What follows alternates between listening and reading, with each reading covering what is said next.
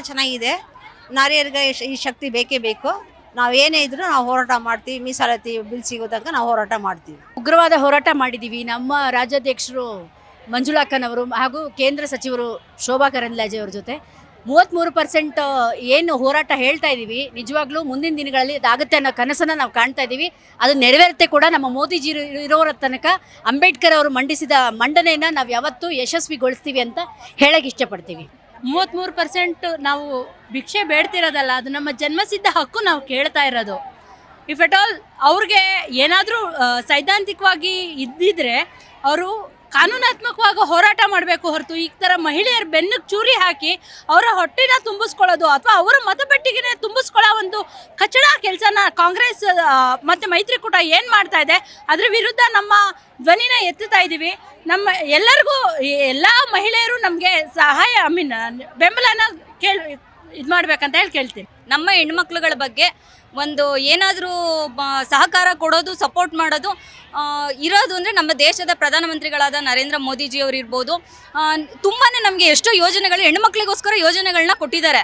33% ಮೀಸಲಾತಿ ಏನು ಕೊಡ್ಬೇಕು, ನಾವೇನು 50% ನಾವು ಏನು ಕೇಳಿಲ್ಲ. ಆದರೆ ನಮ್ಮ ಮೇಲೆ ನಮ್ಮ ಏನು ಹೆಣ್ಮಕ್ಳುಗಳು ಸಾರ್ಥಕತೆ ಮತ್ತು ನಾವು ಮಾಡೋ ಶ್ರಮದಿಂದ ನಮಗೆ 33% ಮೀಸಲಾತಿ ಕೊಡಬೇಕು ಅನ್ನೋ ಒಂದು ಹೆಜ್ಜೆನ ಮೋದಿಜಿಯವರು ತೊಗೊಂಡ್ರು. ಅದಕ್ಕೆ ವಿರುದ್ಧವಾಗಿ ಹೆಣ್ಣುಮಕ್ಳು ವಿರುದ್ಧ ಅಂತಲೇ ಹೇಳ್ಬೋದು. ಇದೇನು ಮೀಸಲಾತಿ ವಿರುದ್ಧ ಅಲ್ಲ, ಹೆಣ್ಣುಮಕ್ಳು ವಿರುದ್ಧನೇ ಏನು ಈ ಕೆಟ್ಟ ಮನಸ್ಥಿತಿ ಇರೋ ಜನಗಳು ನಮ್ಮ ವಿರುದ್ಧವಾಗಿ ಧಿಕ್ಕರಿಸಿ ನಮಗೆ ಸಹಕಾರ ಕೊಡಲಿಲ್ಲ. ಅವರೆಲ್ರಿಗೂ ನಮ್ಮ ಎಲ್ಲ ಹೆಣ್ಣುಮಕ್ಳು, ಇಡೀ ನಮ್ಮ ದೇಶದ ಹೆಣ್ಣುಮಕ್ಳು ಪರವಾಗಿ ಧಿಕ್ಕಾರ ಇದೆ. ಮುಂದಿನ ದಿನಗಳಲ್ಲಿ ನಮ್ಮ ಹೋರಾಟ, ನಮ್ಮ ಧ್ವನಿ ಎಲ್ಲಿವರೆಗೂ ತಲುಪಿಸ್ಬೇಕು, ನಮಗೆ ಮೀಸಲಾತಿ ಸಿಗೋವರೆಗೂ ನಾವು ಹೋರಾಟ ಮಾಡ್ತಾನೆ ಇರ್ತೀವಿ. ಇವತ್ತಿನ ಹೋರಾಟ ನಾವೇನು ಇವತ್ತು ಹೆಜ್ಜೆ ತಗೊಂಡಿದ್ದೀವಿ, ಮುಂದಿನ ದಿನಗಳಲ್ಲಿ ನಮಗೆ ನ್ಯಾಯ ಸಿಕ್ಕೇ ಸಿಗುತ್ತೆ. ನಾವು ನ್ಯಾಯ ಸಿಗೋವರೆಗೂ ಬಿಡೋದಿಲ್ಲ. ನಾವೆಲ್ಲ ದೇಶದ ಹೆಣ್ಮಕ್ಳು ಒಟ್ಟುಗೂಡಿ ಈ ಒಂದು ಹೋರಾಟನ ಮಾಡ್ತಾನೆ ಇರ್ತೀವಿ. ನಮಗೆ ನ್ಯಾಯ ಸಿಗೋವರೆಗೂ ಹೋರಾಟ ಮಾಡ್ತಾನೆ ಇರ್ತೀವಿ. ನಮ್ಮ ನಾರಿ ಶಕ್ತಿ ಎಲ್ಲದರಲ್ಲೂ ಮುಂದೆ ಇರಬೇಕು. ಎಲ್ಲ ಶಕ್ತಿಗಿನ್ನ ದೊಡ್ಡ ಶಕ್ತಿ ಯಾವುದೋ ನಾರಿ ಶಕ್ತಿ. ಬರೀ ಅಡುಗೆ ಮನೆಗೆ ಮೀಸಲಲ್ಲ, ನಾವು ಎಲ್ಲ ವಿಷಯದಲ್ಲೂ ನಮ್ಮ ನಾರಿ ಶಕ್ತಿ ಮುಂದೆ ಇರಬೇಕು. ಯಾವುದೇ ಕಾರಣಕ್ಕೂ ನಾವು ಕಾಂಗ್ರೆಸ್ಗೆ ನಾವು ಯಾವುದಕ್ಕೂ ಇದು ಮಾಡೋದಿಲ್ಲ. ನಮ್ಮ ಮೋದಿಗೆ ನಾವು ಜೈ. ಯಾವತ್ತೂ ನಮ್ಮ ಮೋದಿಗೆ ನಾವು ಜೈ.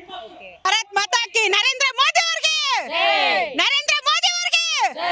ನಮಗೆ ನ್ಯಾಯ ಸಿಗೋ ಗಂಟ ನಾವು ಬೀದಿಯಲ್ಲೇ ಇರ್ತೀವಿ ಮೇಡಮ್. ನಮ್ಗೆ ನ್ಯಾಯ ಸಿಗಲೇಬೇಕು. ದಯವಿಟ್ಟು ಇದಕ್ಕೆ ಕಾಂಗ್ರೆಸ್ ಸರ್ಕಾರ ನಮಗೆ ಸಹಕರಿಸಬೇಕು.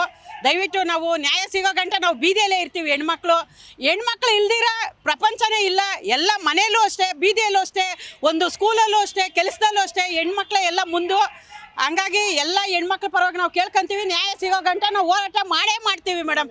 ನಮಗೆ ಇದು ನಮ್ಮ ಹಕ್ಕು. ನಮ್ಮ ಹಕ್ಕನ್ನು ನಾವು ಕೇಳಿ ಪಡ್ಕೊಳ್ಳೋಂಥ ಸ್ಥಿತಿ ಬಂದ್ಬಿಟ್ಟಿದೆ ಈಗ. ಅದನ್ನು ನಾವು ಹೋರಾಟ ಮಾಡೇ ನಾವು ಪಡ್ಕೊಳ್ಳೋ ದಾರಿನಲ್ಲಿ ಸಾಕ್ತಿರ್ತೀವಿ ಅನ್ನೋದು ತುಂಬ. 30 ವರ್ಷದಿಂದ ನಾವೆಲ್ಲ ಇದ್ದೀವಿ. ಇನ್ನೂ ಮೋದಿಯವರು ತುಂಬಾ ಚೆನ್ನಾಗಿ ಎಲ್ಲನೂ ಮಾಡ್ತಿದ್ದಾರೆ. ಮತ್ತು ಇನ್ನೂ ಚೆನ್ನಾಗಿ ಮಾಡಬೇಕು ಅಂತ ನಾವು ಮಹಿಳೆಯರೆಲ್ಲ ಕೇಳ್ಕೊತಾ ಇರೋದು. ಈ ಒಂದು ಮೀಟಿಂಗೇ ಆಗಲಿ, ಈ ಒಂದು ನಾರಿ ಇದಕ್ಕಾಗಲಿ ಬೆಲೆ ಕೊಡಲೇಬೇಕು ಕಾಂಗ್ರೆಸ್ ಅವರು. Okay, thank you.